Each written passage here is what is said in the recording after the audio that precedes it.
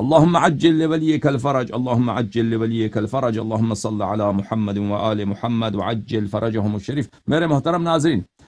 مجھے آج بہت خوشی ہے کہ ہمارے مہمان ہیں حضرت آیت اللہ سید نسیم عباس نقوی نجفی صاحب قبلہ، جو انشاءاللہ تبارک و تعالی اپنے علم سے اور اپنے تحقیق سے اور اپنے فضل سے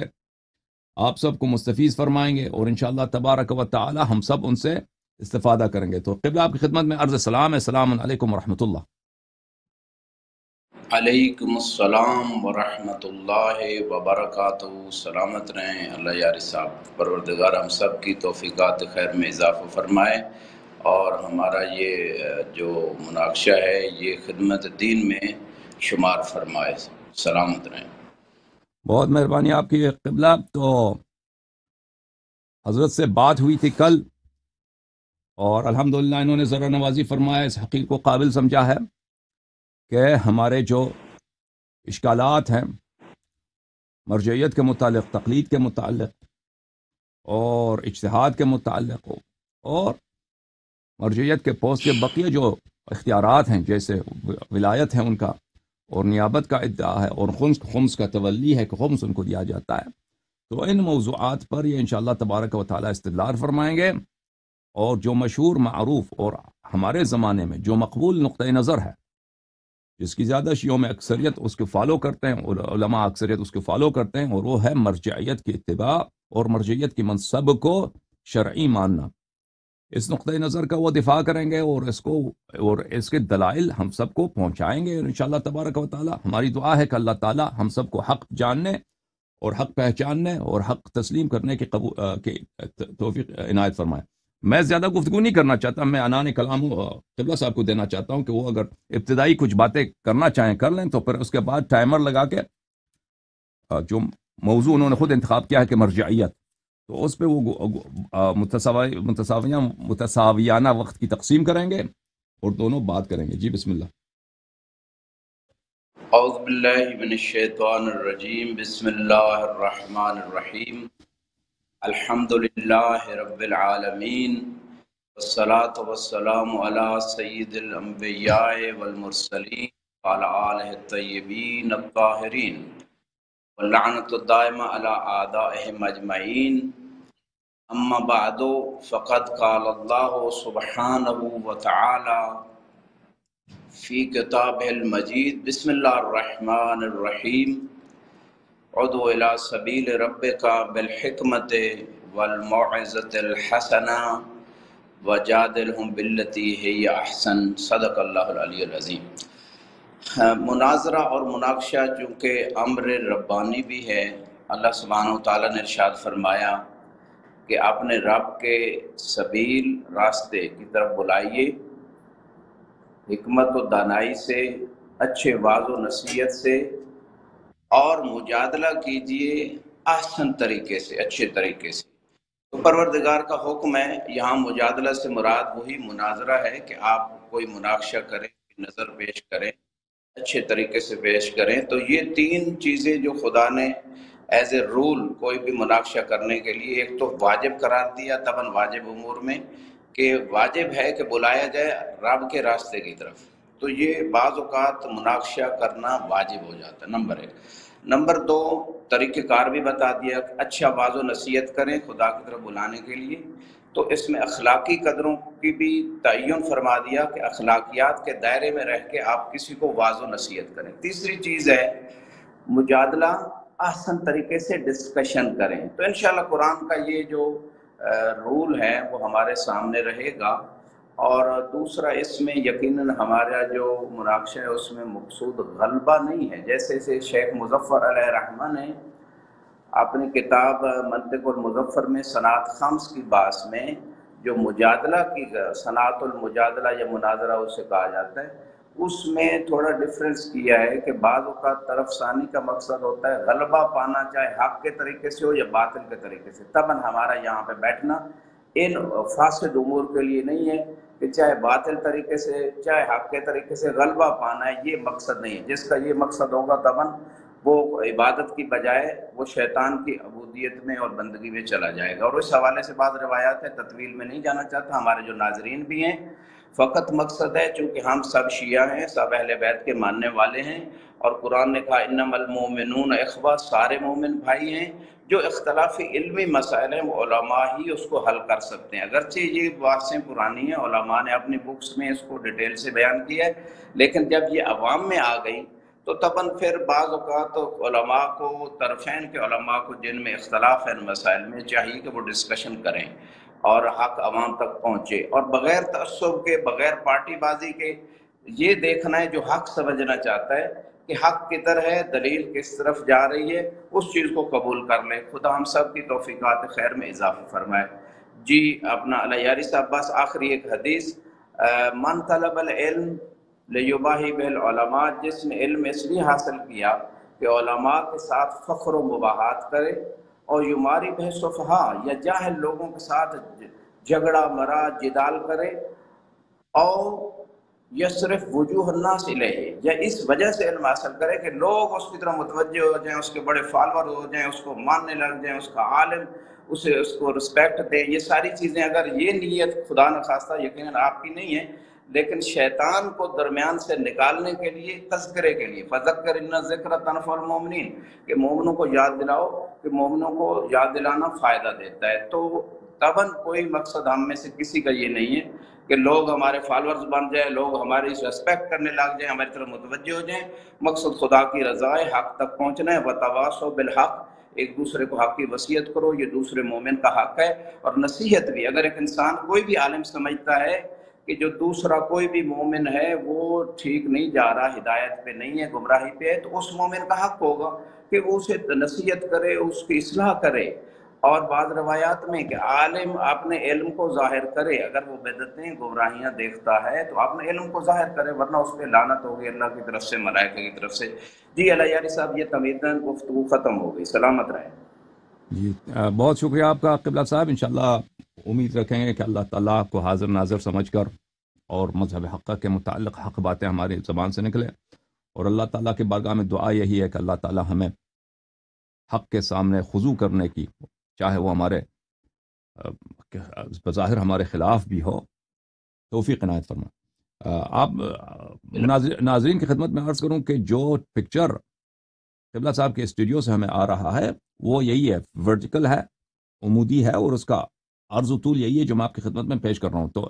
اگر میں ان صفحہ کو نصف کروں، اسکرین کو نصف آدھا آدھا دکھاؤں، تو جیسے ابھی آپ دیکھ رہے ہیں تو ان کا پورا پکچر اس طرح نہیں آ رہا کہ ان کو آدھا ان کو دیا جائے۔ تو اس لیے اگر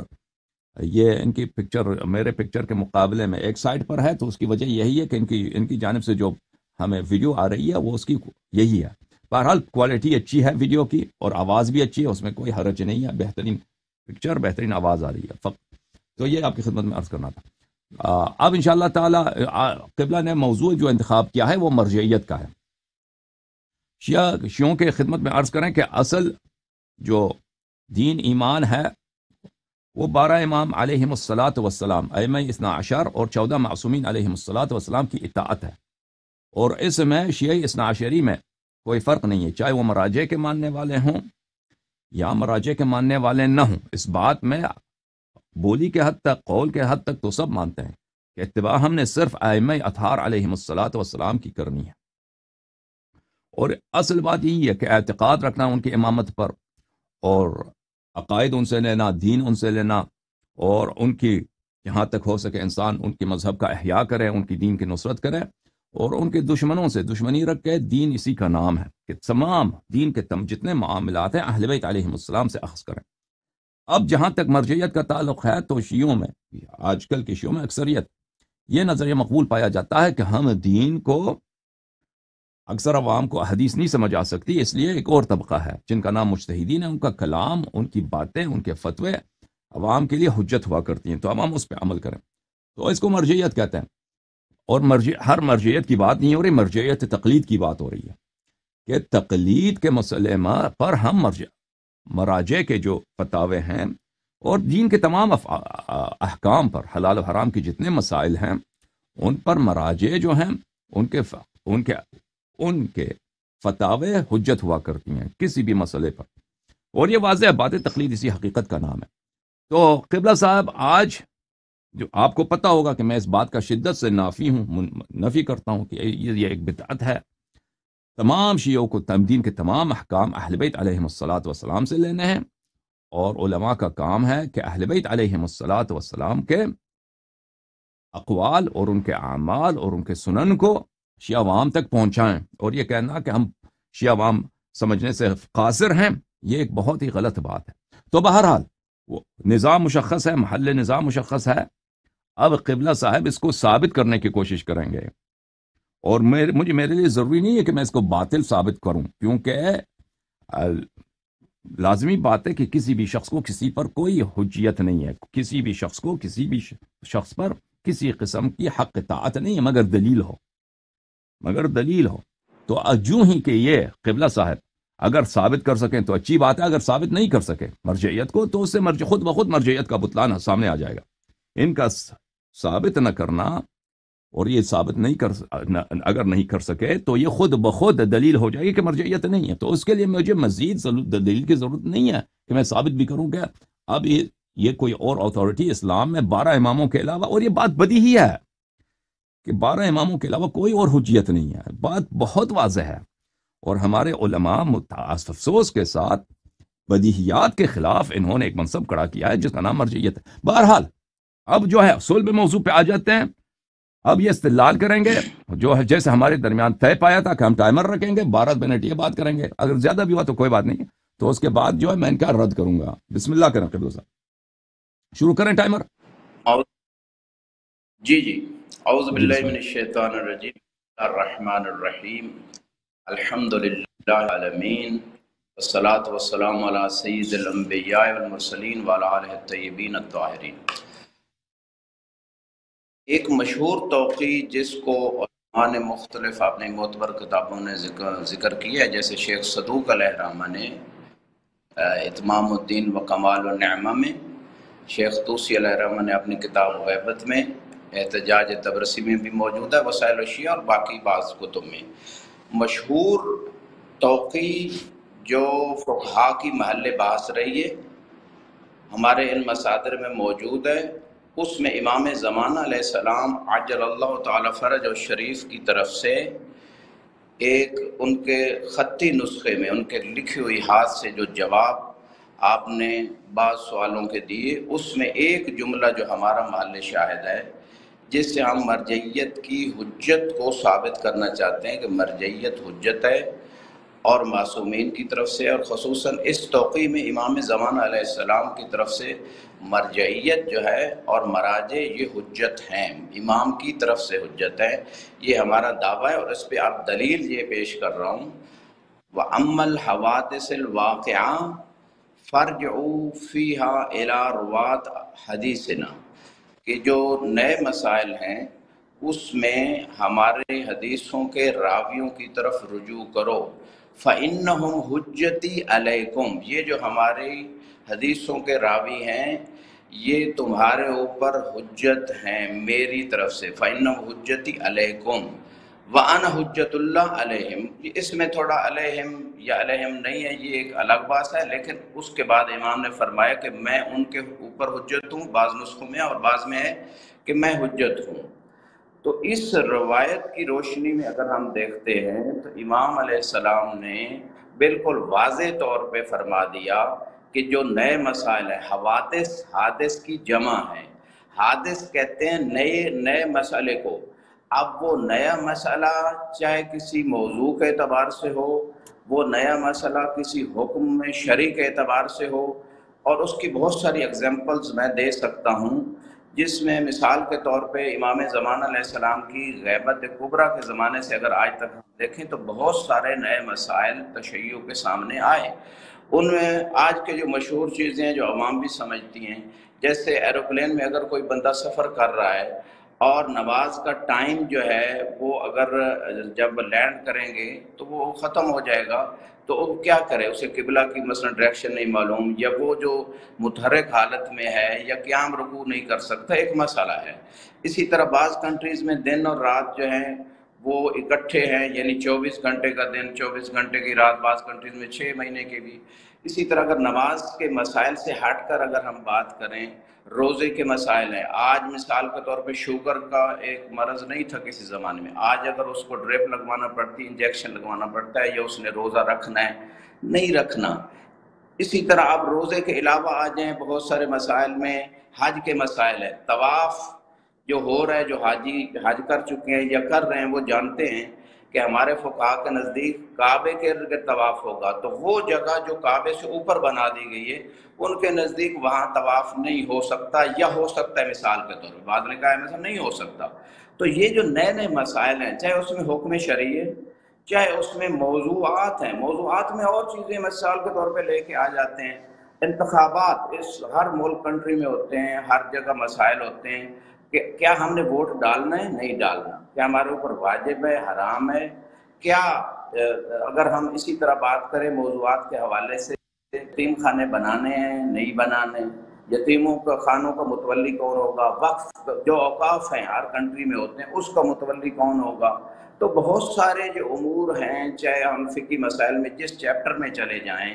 حج کے علاوہ خمس کے مسائل لے لیں، زکوٰۃ کے کچھ نئے امور اس دور میں آ چکے ہیں، فطرانہ کے اپنے علاقے کے لوگوں کو دیں گے یا دوسرے کنٹری میں بھی۔ تو بہت ساری ایسی چیزیں ہیں جن کو اگر انسان جو ہے نا غور کرے، کرونا میں کتنے مسائل آئے، مسجد میں جانا ہے نہیں جانا، ٹھیک ہے موضوع کی تشخیص ڈاکٹر کر دے گا کہ اس سے آگے بیماری کنورٹ ہو رہی ہے، لیکن یہ تو مفتی فتویٰ دے گا نا کہ مسجد میں پہلے جانا جماعت کے ساتھ پڑھنا مستحب تھا، یا مسجد میں انفرادی نماز پڑھنا مستحب تھا۔ لیکن اب کرونا کے بعد جب ڈاکٹر تشخیص دے رہے ہیں کہ یہ مرض متعدی ہے، آگے بڑھ رہی ہے، تو فتویٰ کون دے گا؟ بتائے حکم شرعی کون بتائے گا کہ واجب ہے جانا، حرام ہے مسجد میں جانا، جماعت کے ساتھ نماز پڑھنا مکروہ ہے، مباح ہے، کیا ہے؟ یہ کون بتائے گا؟ نئے نئے مسائل جتنے بھی پیش آئیں گے، طب کے نئے نئے مسائل ڈیلی بیسس پہ آ رہے ہیں۔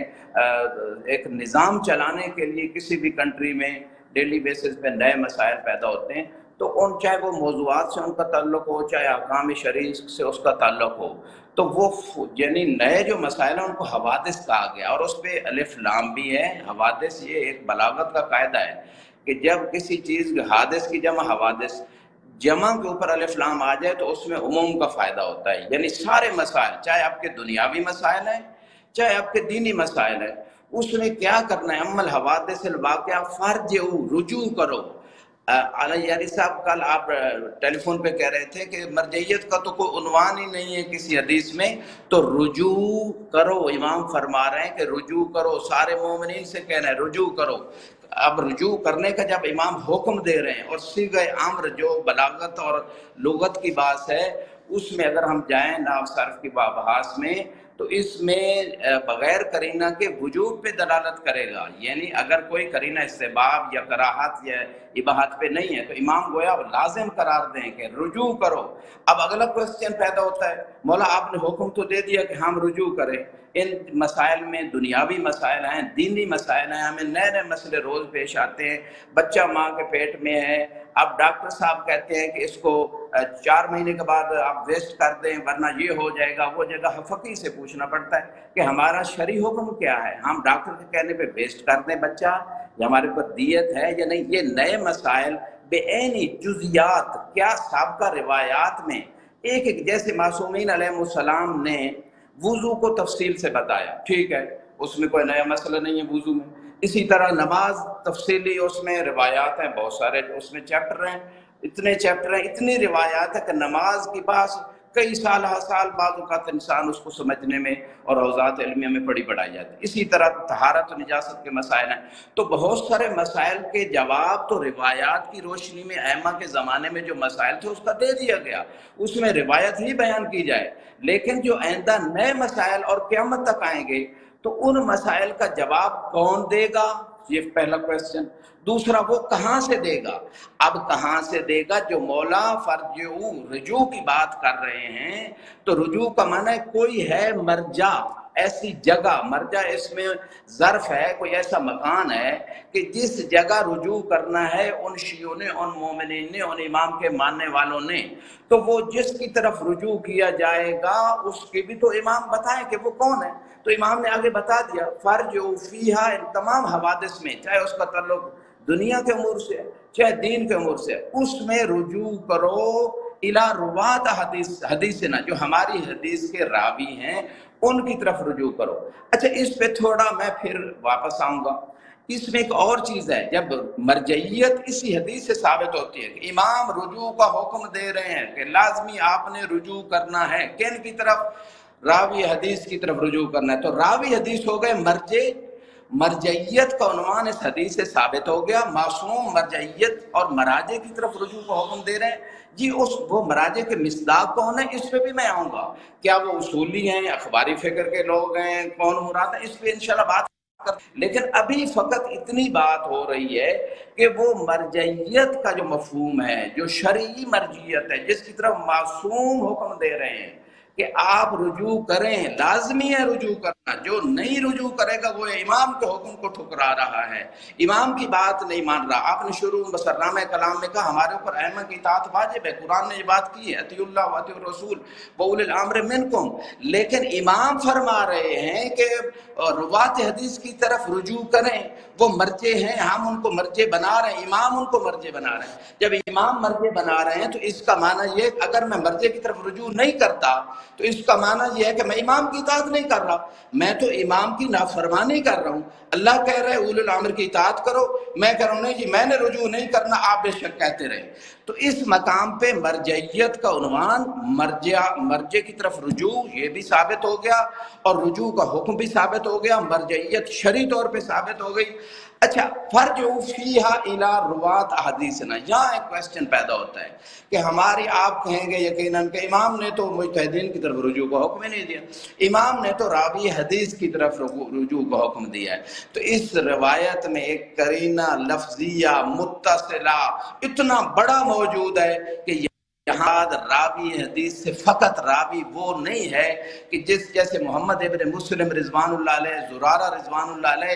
جیسے ان کے پاس کوئی شخص آتا تھا کہ وضو کا طریقہ کیا ہے، تیمم کا طریقہ کیا ہے، نماز کا طریقہ کیا ہے، تو امام علیہ السلام جو ہیں وہ اس وقت فوراً جو روایت ان محدثین نے، ان روات نے سنی ہوتی تھی کہ اس مسئلے میں امام نے یہ روایت بیان کی ہے، اور وہ بیان کر دیتے تھے اور لوگ سمجھ جاتے تھے اور وہ کافی تھا۔ لیکن جو نئے مسائل ہزارہا پیدا ہو گئے نئے ادوار میں، تو ان مسائل کا جواب دینے کے لیے ایسے راوی جو سابقہ ائمہ کے دیے ہوئے قواعد سے، جو سابقہ ائمہ کے دیے ہوئے فرامین سے